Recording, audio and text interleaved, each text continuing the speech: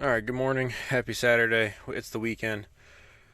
We have a long reading today, so I'm just going to get right into it. It's Leviticus, all of chapter 4, 35 verses, and then the first 13 verses of chapter 5. So this is the sin offering.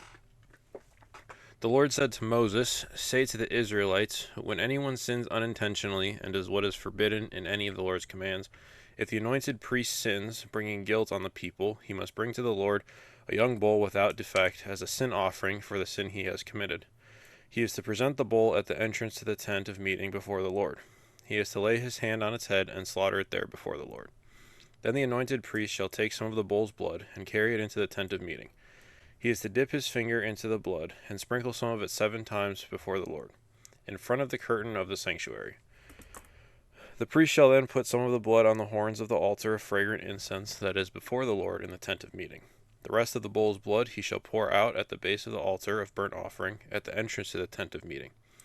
He shall remove all the fat from the bowl of the sin offering, all the fat that is connected to the internal organs, both kidneys with the fat on them near the loins, and the long lobe of the liver, which he will remove with the kidneys, just as the fat is removed from the ox sacrificed as a fellowship offering. Then the priest shall burn them on the altar of burnt offering. But the hide of the bull and all its flesh, as well as the head and legs, the internal organs, and the intestines, that is, all the rest of the bull, he must take outside the camp to a place ceremonially clean, where the ashes are thrown, and burn it there in a wood fire on the ash heap. If the whole Israelite community sins unintentionally and does what is forbidden in any of the Lord's commands, even though the community is unaware of the matter, when they realize their guilt and the sin they committed becomes known, the assembly must bring a young bull as a sin offering and present it before the tent of meeting. The elders of the community are to lay their hands on the bull's head before the Lord, and the bull shall be slaughtered before the Lord.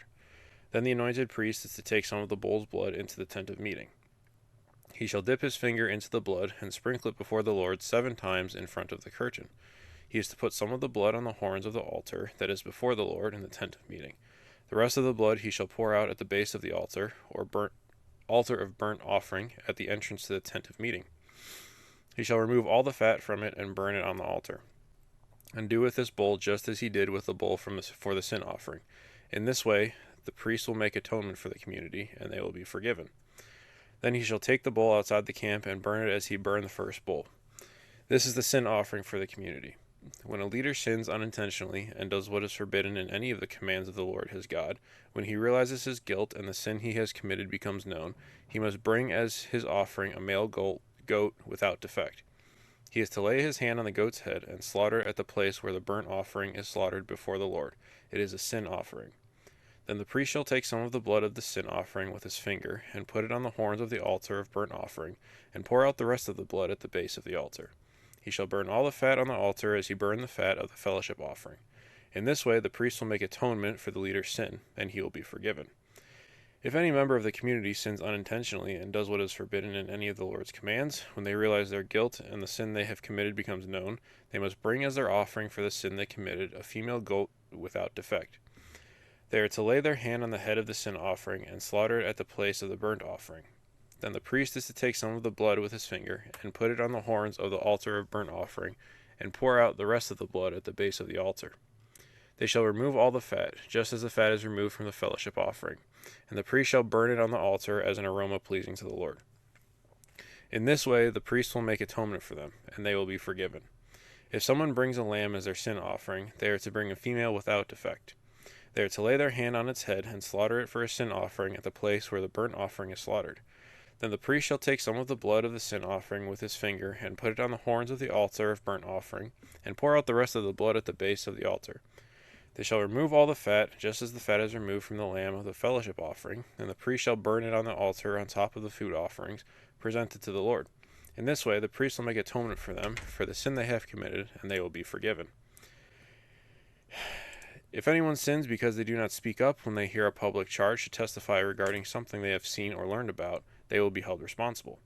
If anyone becomes aware that they are guilty, if they unwittingly touch anything ceremonially unclean, whether the carcass of an unclean animal, wild or domestic, or of any unclean creature that moves along the ground, and they are unaware that they have become unclean, but then they come to realize their guilt, or if they touch human uncleanness, anything that would make them unclean, even though they are unaware of it, but then they learn of it and realize their guilt, Or if anyone thoughtlessly takes an oath to do anything, whether good or evil, in any matter one might carelessly swear about, even though they are unaware of it, but then they learn of it and realize their guilt. When anyone becomes aware that they are guilty in any of these matters, they must confess in what way they have sinned. As a penalty for the sin they have committed, they must bring to the Lord a female lamb or goat from the flock as a sin offering, and the priest shall make atonement for them for their sin. Anyone who cannot afford a lamb is to bring 2 doves or 2 young pigeons to the Lord as a penalty for their sin, one for a sin offering and the other for a burnt offering. They are to bring them to the priest, who shall first offer the one for the sin offering. He is to wring its head from its neck, not dividing it completely, and is to splash some of the blood of the sin offering against the side of the altar. The rest of the blood must be drained out at the base of the altar. It is a sin offering. The priest shall then offer the other as a burnt offering in the prescribed way, and make atonement for them for the sin they have committed, and they will be forgiven. If, however, they cannot afford 2 doves or 2 young pigeons, they are to bring as an offering for their sin a tenth of an ephah of the finest flour for a sin offering. They must not put olive oil or incense on it, because it is a sin offering. They are to bring it to the priest, who shall take a handful of it as a memorial portion, and burn it on the altar on top of the food offerings presented to the Lord. It is a sin offering. In this way, the priest will make atonement for them for any of these sins they have committed, and they will be forgiven. The rest of the offering will belong to the priest, as in the case of the grain offering. Whew, alright, 6.5 minutes already.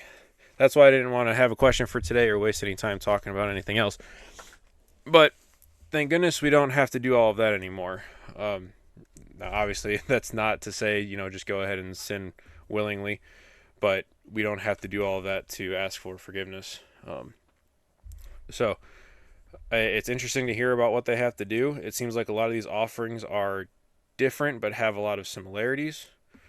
And the other thing at the beginning here of chapter 5, I like in the first few verses how it talks about even if it's unwittingly or unknowingly doing something thoughtlessly. Especially verse 4, thoughtlessly takes an oath to do anything, whether good or evil, in any matter one might carelessly swear about. To me, that is like reminiscent of when people say, they like use God's name in vain as just an exclamation, that happened, and they say it, and it always bugs me because a lot of people, even Christians, have problems with this. You don't take the Lord's name in vain, especially for something as menial as something that's not that big of a deal. You're literally saying God's name for, nothing that's going to change your life, or it's just, it irks me a lot. And even more so that it's trickled down to kids because their parents say it, and so then the kids think they can say it as just an exclamation of, oh wow, or oh my goodness, that kind of stuff. That was one thing that really bothered my mom too. She didn't even like people saying "oh my gosh" because it starts the same way, and it could very easily just lead you to go into that instinctively instead of finish it with "osh." So that's something that I was thinking about when I read over those first few verses of chapter 5. But other than that, it seemed like a lot of what are you supposed to do if these things happen, and it tells us in 48, 50 verses. All right. Enjoy your weekend, guys. It's Saturday. I will be going to our carnival at Grace in Lakewood today from 11 to 2. I won't be there the whole time because I have softball practice at 2. But hope you guys are enjoying your weekend, and I will see you again tomorrow morning.